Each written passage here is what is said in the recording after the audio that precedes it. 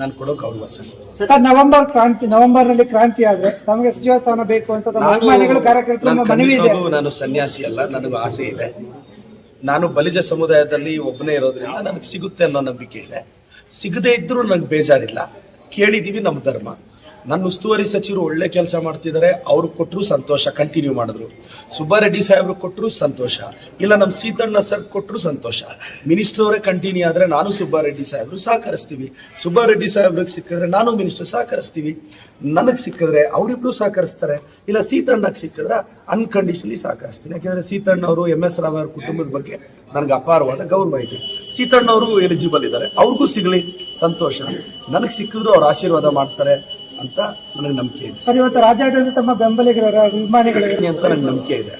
ನಾನು ಪ್ರಮಾಣ ವಚನ ಸ್ವೀಕರಿಸೋದಿಕ್ಕೋ ಇಲ್ಲ ನನ್ನ ಸ್ನೇಹಿತರ ಪ್ರಮಾಣ ವಚನಕ್ಕೋ ಅಂತ ಇನ್ನೊಂದು 15 ದಿನದಲ್ಲಿ ಡಿಸೈಡ್ ಆಗುತ್ತೆ.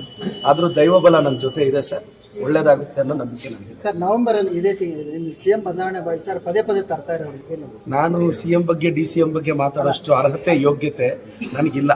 ನನ್ನ ಅರ್ಹತೆ ಕಾಂಗ್ರೆಸ್ ಪಕ್ಷದಲ್ಲಿ ಏನಂದ್ರೆ KPCCL ಕಸ ಗುಡಿಸೋಷ್ಟು ಅರ್ಹತೆ ಅಷ್ಟೇ. ನಾನು ಇದನ್ನೇನು ಈಗೋ ಇಲ್ಲದೆ ಹೇಳ್ತೀನಿ. ಅಲ್ಲ ಸರ್, ಅವರ ಬಗ್ಗೆ ಪದೇ ವಿಷಯ ತರ್ತಿರೋರು ಏನು ಹೇಳ್ತಾರೆ?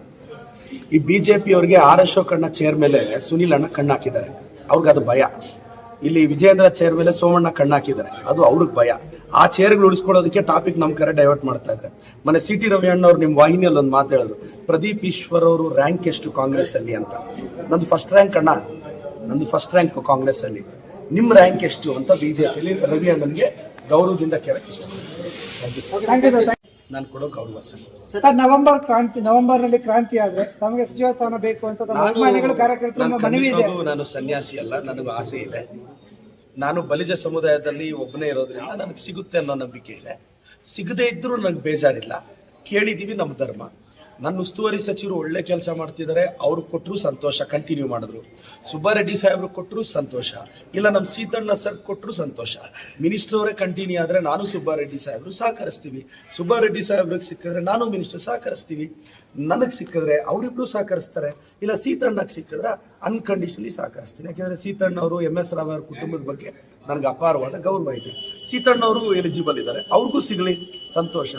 ನನಗೆ ಸಿಕ್ಕಿದ್ರು ಅವ್ರು ಆಶೀರ್ವಾದ ಮಾಡ್ತಾರೆ ಅಂತ ನನಗೆ ನಂಬಿಕೆ ಇದೆ. ಸರ್, ಇವತ್ತು ರಾಜ್ಯಾದ್ಯಂತ ತಮ್ಮ ಬೆಂಬಲಿಗರ ಅಭಿಮಾನಿಗಳಿಗೆ ಅಂತ ನನಗೆ ನಂಬಿಕೆ ಇದೆ. ನಾನು ಪ್ರಮಾಣ ವಚನ ಸ್ವೀಕರಿಸೋದಿಕ್ಕೋ ಇಲ್ಲ ನನ್ನ ಸ್ನೇಹಿತರ ಪ್ರಮಾಣ ವಚನಕ್ಕೋ ಅಂತ ಇನ್ನೊಂದು 15 ದಿನದಲ್ಲಿ ಡಿಸೈಡ್ ಆಗುತ್ತೆ. ಆದರೂ ದೈವಬಲ ನನ್ನ ಜೊತೆ ಇದೆ ಸರ್, ಒಳ್ಳೇದಾಗುತ್ತೆ ಅನ್ನೋ ನಂಬಿಕೆ ನನಗಿದೆ. ಸರ್, ನವೆಂಬರ್ ಅಲ್ಲಿ ಇದೇ ತಿಂಗಳಲ್ಲಿ CM ಬದಲಾವಣೆ ವಿಚಾರ ಪದೇ ತರ್ತಾ ಇರೋದು. ನಾನು CM ಬಗ್ಗೆ DCM ಬಗ್ಗೆ ಮಾತಾಡೋಷ್ಟು ಅರ್ಹತೆ ಯೋಗ್ಯತೆ ನನಗಿಲ್ಲ. ನನ್ನ ಅರ್ಹತೆ ಕಾಂಗ್ರೆಸ್ ಪಕ್ಷದಲ್ಲಿ ಏನಂದ್ರೆ KPCCL ಕಸ ಗುಡಿಸೋಷ್ಟು ಅರ್ಹತೆ ಅಷ್ಟೇ. ನಾನು ಇದನ್ನೇನು ಈಗೋ ಇಲ್ಲದೆ ಹೇಳ್ತೀನಿ. ಅಲ್ಲ ಸರ್, ಅವರ ಬಗ್ಗೆ ಪದೇ ವಿಷಯ ತರ್ತಿರೋರು ಏನು ಹೇಳ್ತಾರೆ? ಈ BJP ಅವರಿಗೆ ಅಶೋಕಣ್ಣ ಚೇರ್ ಮೇಲೆ ಸುನಿಲ್ ಅಣ್ಣ ಕಣ್ಣು ಹಾಕಿದ್ದಾರೆ, ಅವ್ರಿಗೆ ಅದು ಭಯ. ಇಲ್ಲಿ ವಿಜೇಂದ್ರ ಚೇರ್ ಮೇಲೆ ಸೋಮಣ್ಣ ಕಣ್ಣು ಹಾಕಿದ್ದಾರೆ, ಅದು ಅವ್ರಿಗೆ ಭಯ.